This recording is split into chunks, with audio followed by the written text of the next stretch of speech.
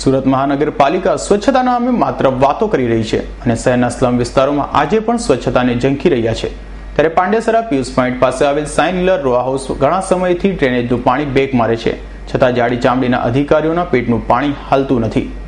ભારતભરમાં હાલ સ્વચ્છતા અભિયાન ચાલી રહ્યું છે અને વડાપ્રધાન નરેન્દ્ર મોદીના સ્વચ્છતા અભિયાનમાં સૌપ્રથમ સુરત મહાનગરપાલિકાએ ઝંપલાવ્યું હતું અને સ્વચ્છ સુરત સુંદર સુરતની ગુલબાંગો પોકારી હતી। પરંતુ આ તો સુરત શહેરના સિક્કાની એક બાજુની વાત હોય તેમ છે, કારણ કે સુરત શહેરના સિક્કાની બીજી બાજુ આજે પણ સુરત મહાનગરપાલિકાના સ્લમ વિસ્તાર છે અને છેવાડાના વિસ્તારો સ્વચ્છતાના નામે માત્ર વાતો કરે છે।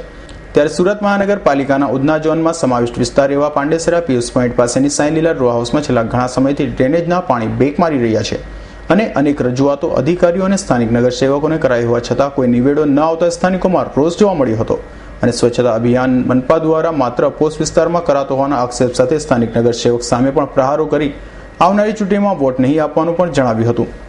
जी क्या नाम है आपका? राजेश कुमार वालिया जी, ये सोसाइटी कहाँ आई है और कौन सी विस्तार में? आकाश रो हाउस पांडेसरा गांव नियर राम जी मंदिर के पास है। जी, यहाँ पे क्या समस्या चल रही है? यहाँ पे चेम्बर का समस्या चल रहा है 1 महीने से, जी 1.5 महीने से। ये है तो स्टार्टिंग से प्रॉब्लम जब से ये बनी है, लेकिन फिर भी क्या हम 1 महीने से एसएमसी के अंदर कंप्लेंट कर रहे हैं। पहले तो लिखना ही बंद कर दिया है कि बोले जब तक ये लाइन नहीं नया आएगा जब तक नहीं ठीक होगा। फिर उसके बाद हमने बाहर से लाइन वाले को बुला के लाइन को चालू करवाया। फिर उसके बाद ये एसएमसी वाले बोले ये चेम्बर बनाओ, ऐसा वो चेम्बर बनाया। चेम्बर बनाने के बाद भी अभी आज गाड़ी आई थी तो गाड़ी अभी साफ करके चली गई। अभी बोलते कि अब कल होगा। ये हम 1 महीने से परेशान है। ये कब से चल रहा है सर? ये करीब 1.5-2 महीने से परेशान है। अर्जी दिया साहब, 6-7 बार अर्जी दिया जी। और यहाँ के स्थानीय कॉर्पोरेटर को जान किया इस बारे में? हाँ, स्थानीय कॉर्पोरेटर दोनों को बोला है जी। तो क्या बोला उन्होंने? बोला कि हम करवाते हैं, लेकिन अभी तक कुछ हो नहीं रहा है। हम परेशान हैं जी। શું નામ છે આપણું? મારું નામ પૂર્વી છે। આકાશ રો હાઉસમાં રહું છું અને આ ચેમ્બર્સનું કંઈ થતું જ નથી બધું। આ કેટલા દિવસથી લગભગ 2-2.5 મહિનાથી આ આવું થાય છે અને ઘરમાં ગંદકી ફેલાય છે એના લીધે। આમાં તમે કેટલી વાર જાણ કરેલી એસએમસી? હા, જાણ કરી છે પણ તે લોકો કંઈ જવાબ નથી આપતા ને કંઈ જ નહીં। નાના લીધે ગંદકી ફેલાય। દેશ સાફ કરવાનું કહે છે પણ આ સાફ નહીં થાય તો પછી દેશ કેવી રીતના સાફ કરીએ અમે? અધિકારી આવે જોવા માટે?